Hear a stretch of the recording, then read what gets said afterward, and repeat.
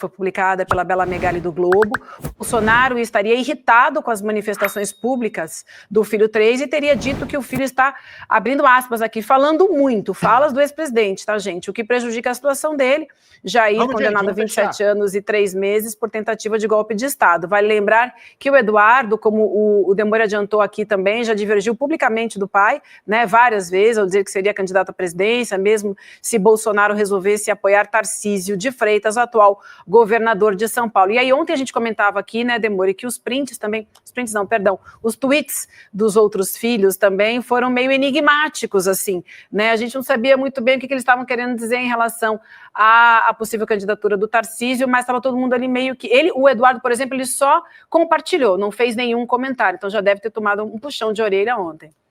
Eu vou lembrar aqui as mensagens vazadas lá do celular do Malafaia, tá? Porque isso aqui já estava escrito que ia acontecer. A gente já havia uma tensão ali. Aliás, se a produção pudesse separar aquele áudio do Malafaia, que ele dá um esporro no Bolsonaro, né? E chama de babaca, não sei o quê. Ali já tem uma tensão e presta atenção na conversa do Eduardo com o Jair. Isso aqui foi o quê? Aqui tem a data, ó. Eu não lembro a data de cabeça. 7, julho, né? Uhum. Julho, tá. Então, em julho, esse conflito de entendimento, ele já tá dado, né? Olha aqui, ó. O cara mais poderoso do mundo está a seu favor. Fizemos a nossa parte, escreveu o Eduardo pro pai.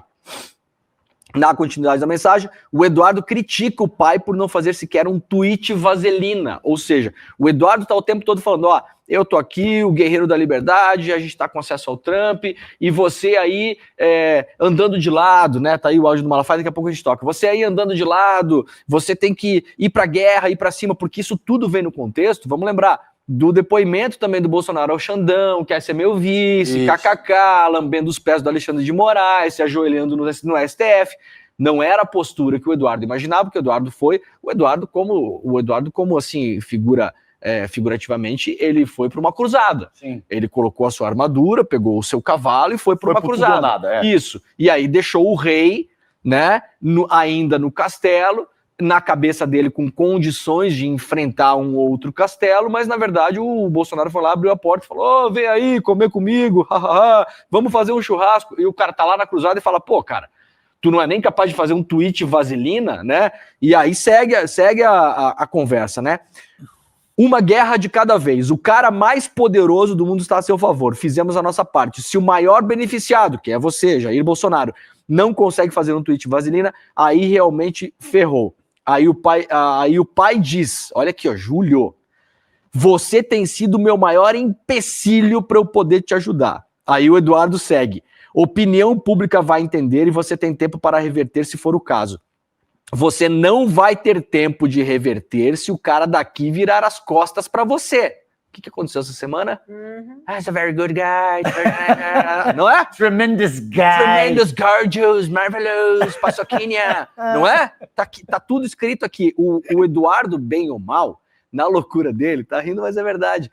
Ele tem a leitura política. O Eduardo Bolsonaro é um político experiente. Eu acho que o Eduardo Bolsonaro tem uma leitura política nesse momento todo aqui que passou muito melhor do que o pai, inclusive. Porque ele já entendeu, cara, você já tá condenado. Então, pelo menos é uma estratégia. Vamos cair atirando, o cara que tá a seu favor e tal. Então ele fala isso aqui, ó. Se o cara virar as costas pra você, acabou. Aqui é tudo muito melindroso, qualquer coisinha afeta. Na situação de hoje, você nem precisa se preocupar com cadeia, você não será preso. Mas tem o receio que as coisas mudem. E aí a frase fundamental, que era o maior temor do Eduardo Bolsonaro, e essa semana, por que ela foi tão trágica para ele? Porque ele viu que isso pode ter acontecido. O que ele fala? Mesmo dentro da Casa Branca, já tem gente falando para o 01, o Trump. Sim. Aspas. Ok, Brasil já foi. Vamos para a próxima. O que aconteceu essa semana? Parece. Obrigado, Lia Sérgia. O que o Trump queria? Negócio, business, grana. O que é o interesse? Terra rara, Big Tech, Pix, a gente sabe quais são os interesses dos caras aqui. Tem outras coisas correlatas, envio de dados do Brasil para os Estados Unidos, compra de terras por estrangeiros, tem um monte de coisa que está nesse pacote, daquela investigação que foi aberta nos Estados Unidos. O que o Trump fez como negociador que ele é, e quem viu os filmes e leu os livros sobre ele, ele colocou um bode na sala. eu quero negociar um monte de coisa com a Vivi aqui, o que eu faço? Eu trago um bode, para quem é mais novo, não sabe a figura do bode, né? Você coloca um bode na sala e todo mundo fica reclamando, porque o bode fica fazendo cocô em tudo que é lugar, fica enchendo o saco, caminha de um lado, caminha pro outro. Aí você fala, cara, pô, dá pra tirar esse negócio daqui? Você usa como alavanca para se colocar numa posição mais vantajosa. Eu só tiro se colocar mais um retorno aqui, porque quando eu olho pra lá eu não consigo me ver. Tá, então por favor tira, que ele já fez cocô em todo o meu tapete. Beleza, você tira, consegue a televisão. O Bolsonaro é o bode. Sim. Então pode acontecer de ele ser retirado agora. O Trump é imprevisível, a gente não sabe o que vai acontecer. Claro. Talvez ele tente fazer um processo de humilhação contra o Lula. Tudo é possível. Mas o desespero do Bananinha essa semana foi porque ele avisou. Ele avisou. Aqui já tem gente falando pra mim em julho. Ok, Brasil já foi. Next. Esse ponto é muito bom sobre uma possível tentativa de humilhação. Quero falar rapidinho sobre isso. Mas antes quero... Esse teu ponto, cara, é melhor ainda. Veja, e o Eduardo Bolsonaro se colocou numa posição impossível, Demori. Porque como eu vejo, o Trump... Você já colocou isso várias vezes, aquela coisa do... Ele promete 1.000, entrega 5, e sai dizendo que entregou 5.000. Isso. É típico. Como eu vejo... Criou-se uma situação impossível no qual o próprio trumpismo, avaliando com o seu círculo interno e tal de conversa, falou, você acha que a gente tem alguma condição de prevalecer nessa contenda? Ou seja, tem alguma chance do judiciário brasileiro ceder? E a essa altura a avaliação é de que não importa. Vai ter Magnitsky, vai ter isso, vai ter aquilo, mas assim, o senhor está disposto a invadir o Brasil militarmente para agir de forma efetiva nesse sentido? Não, então... Não tem nada que possa ser feito. A partir desse ponto, o Trump já começa a costurar uma vitória que ele possa chamar de sua. Ele já começa a costurar uma saída que diga, falei que eu sou um gênio da negociação, cheguei lá, utilizei esse artifício, no fim das contas, levei a melhor. Resolvi isso em 39 segundos, quando eu encontrei o cara no corredor da ONU, ali eu resolvi. Pronto. O que está em curso é isso, como ele faz em todas as ocasiões. Sobre esse outro ponto que também me parece central que você colocou. Trump pode tentar humilhar o Lula? Pode, Demori. O cara é um aloprado, ele não respeita nada, não respeita o direito internacional, tem claros traços de sociopatia e é um cara, um narciso de marca maior. Então pode ser, qualquer coisa pode ser. Por que eu acho que é mais difícil de fazer com o Lula do que com o Zelensky? O Zelensky pede para ir na casa do cara, chega na casa do cara e começa a pedir dinheiro, e começa a pedir recurso. Isso abre uma janela para que você seja humilhado. Porque você não quis estar aqui? Você não quis sentar aí no salão oval e tal? O que você quer, filho? Fala logo, vai, para o que você precisa de mim? Isso abre uma premissa para que você tente humilhar a pessoa que está ali, de fato, de alguma forma, pedindo por apoio. Outra coisa eu não pedi nada. Você me encontrou, tudo bem, foi combinado o acordo, as duas delegações toparam, só que depois desse encontro, você disse que em questão de segundos, você sentiu uma química muito boa comigo e você me convidou para aprofundar essa conversa. Aí eu aceito. Ato contínuo é você tentar me humilhar? Fica muito mal isso, Demori. Eu não fui até você para te pedir nada. Você topou uma conversa... Deve andar ou não, a depender de como as partes se comportarem. Mas, nesse processo, tentar me humilhar seria muito mais difícil. Um contexto absolutamente diferente do que foi com o Zelensky. Agora, vamos ver. Tem que se tomar cuidado, Vivian, e é melhor que tudo isso seja feito de forma estritamente protocolar, sem quebrar uma vírgula do que está escrito que deve acontecer na ocasião. Sem querer antecipar muito aqui o tema que a gente vai trazer com o professor Leonardo Trevisan, mas já chamando a atenção, porque a gente vai discutir isso mais profundamente com o professor, eu acho que tem uma pitadinha que dá para a gente falar nesse começo do programa que tem a ver com essa história toda. E o professor Trevisan sempre fala que o que pega é o dinheiro, é o bolso. Nessa esteira, acho que tem duas coisas, principalmente que a gente pode falar aqui, para colocar em jogo, e que eu não sei, a minha avaliação é que eu não acho que ele vai tentar humilhar o presidente Lula justamente por essa questão econômica. Primeiro, o Brasil tem 25% de terras raras.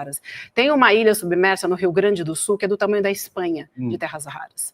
E existe esse interesse dos Estados Unidos. Aliás, muita gente estava comentando, porque o Tim Cook, quando ele foi visitar o Donald Trump, ele que é o CEO da Apple, levou uma plaquinha de ouro, né? Que o presidente Lula podia mandar uma plaquinha desses elementos aí de terras raras o negócio estava resolvido. E a outra questão também foi esse levantamento que até o Guedinho da Globo News trouxe, que foi do encontro dos irmãos Batista com o Donald Trump nos Estados Unidos. A gente lembra que eles são grandes produtores de carne, eles empregam 75 mil pessoas nos Estados Unidos e foram os maiores doadores também da campanha de Donald Trump. Eles doaram para a festa da campanha, não, para a festa de posse de Donald Trump, $5 milhões. Então, assim, é o dinheiro que está na mesa. A gente precisa colocar isso na equação. Vamos falar mais com o professor Leonardo Trevisan, mas queria trazer esse ponto também para discussão aqui nesse começo do programa. Na quarta-feira a gente falou sobre isso aqui, das negociações setoriais. Lembra que eu comentei isso? Sim.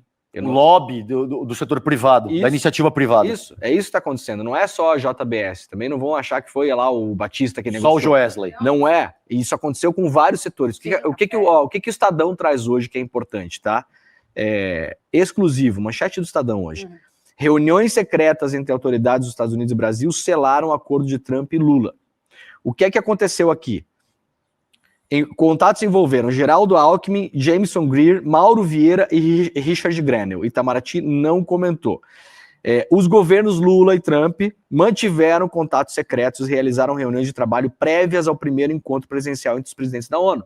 Então, antes dessa coisa, cruzei por acaso, 39 segundos, hahaha, kkk, não é assim que as coisas funcionam. O professor Trevisan cansa de falar aqui, já falou 1000 vezes também, quando os presidentes fazem chamadas ou se encontram, a coisa está decidida, aquilo ali é para tirar foto, gente, para fazer sorrisos, né? Essas interações, que eram sigilosas até agora, envolveram autoridades de alto escalão dos dois governos. Os emissários agiram com o aval dos presidentes Lula e Trump e mantiveram canais abertos para indicar a boa disposição de ambos para que o encontro se concretizasse nos bastidores da ONU. O Estadão, e aí então publicou essa matéria, as conversas entre os representantes dos dois países passaram a ser sabotadas pelos bolsonaristas, liderados pelo Eduardo e pelo outro lá, o Figueiredo. Por isso, elas aconteceram de modo privado e nos bastidores. O que aconteceu então nos últimos tempos? O governo brasileiro estava em contato com o governo dos Estados Unidos, algumas negociações a gente já tinha visto que tinham acontecido, o Alckmin tinha sido recebido por uma autoridade lá do sei lá o que, do Tesouro, não sei o que, não lembro, e os setores estavam negociando também. O que os setores fizeram? Os setores no Brasil, o caso dos Batista, eles têm acesso porque tem dinheiro, né? Óbvio. Mas tem setores que mesmo tendo dinheiro não tem tanto acesso. Os setores do Brasil pressionaram os setores compradores dos Estados Unidos e falaram, meu filho, vai aí, se vira. Eu fiz até o exemplo na semana passada aqui da pasta de celulose, lembra? Foi, sim. Então, é isso que aconteceu. O Brasil, ele negociou em paralelo os setores e o governo. Então, o setor de pasta de celulose, que foi um dos que negociou, porque foi um setor que eu consegui ouvir as pessoas. Falou, Leandro, a gente produz pasta de celulose bruta, né? Os caras usam isso, que até não seria o ideal seria de processar no Brasil, mas não processa no Brasil. Os caras usam isso lá para industrializar. E o Brasil é um dos maiores, se não o maior produtor de pasta de celulose do mundo. Como que vai ter brinquedinho de plástico nos Estados Unidos? Como que vai ter, entendeu? Isso aí a pasta de celulose é feita para, se eu não me engano, para fazer derivados de papel, papelão, enfim, brinquedo, utensílio doméstico.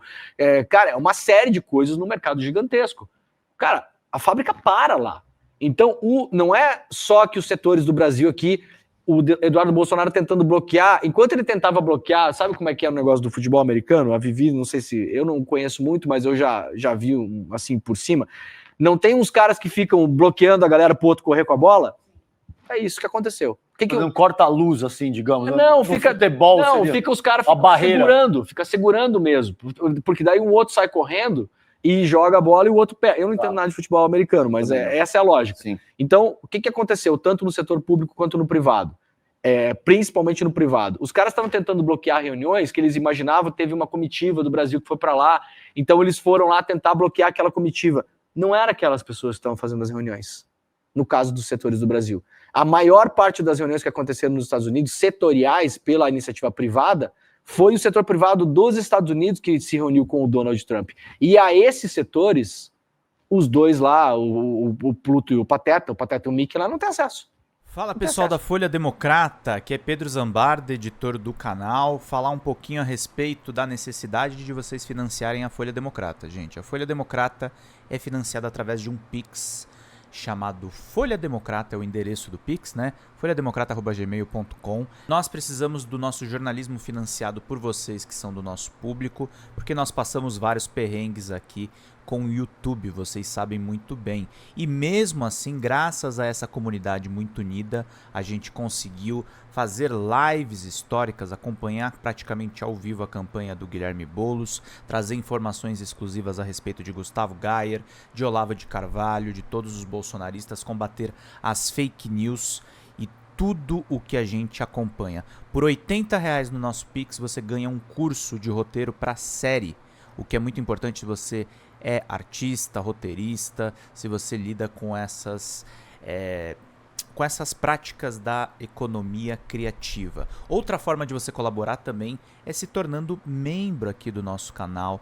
Isso é muito importante para você fazer as suas atividades por aqui, porque você tem acesso a vídeos exclusivos e nós temos um curso de jornalismo básico para você poder acompanhar a partir de R$5, que é ministrado por mim. A gente tem aí quase uma dezena de aulas e muito conteúdo para você poder acompanhar.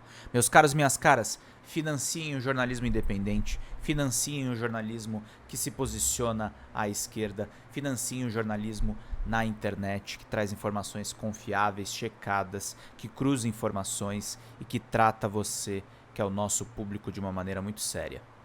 Vida longa e próspera, gente. Cuidem dos seus. Até mais. Tchau, tchau.